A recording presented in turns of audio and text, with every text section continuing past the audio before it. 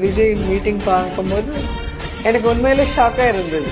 ஏன்னா நாங்கள் கவர்மெண்ட்ல இருந்து சிஎம்மா இருந்து ஒரு டிஸ்ட்ரிக்ட்ல ஒரு மீட்டிங் வைக்கணும்னா எவ்வளோ பேர் ஒர்க் பண்ணணும்னு எங்களுக்கு தெரியும். இருக்கிற மினிஸ்டர்ஸ்லேருந்து, எம்எல்ஏலேருந்து, எம்பிலேருந்து, கலெக்டர்ஸ்லேருந்து, எஸ்பிலேருந்து இவ்வளோ பேர் ஒர்க் பண்ணி ஆர்கனைஸ் பண்ணணும். இது ஆர்கனைஸ் பண்ணுறதுக்கு எம்எல்ஏ இல்லை, எம்பி இல்லை, கலெக்டர்ஸ்ல யாரும் இல்லை. எப்படி பண்ணாங்க, எப்படி வந்திருக்குன்னு எனக்கு புரியல. இது வரைக்கும் ஷாக்கிங்காக இருக்கு.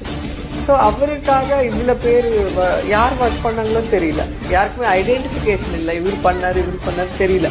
ஸோ அவங்களா க்ரௌட் வர மாதிரி நம்ம பார்த்துருக்கோம். ஸோ அவ்வளோ பேர் அவங்க மேலே நம்பிக்கையில் வந்துருக்கு.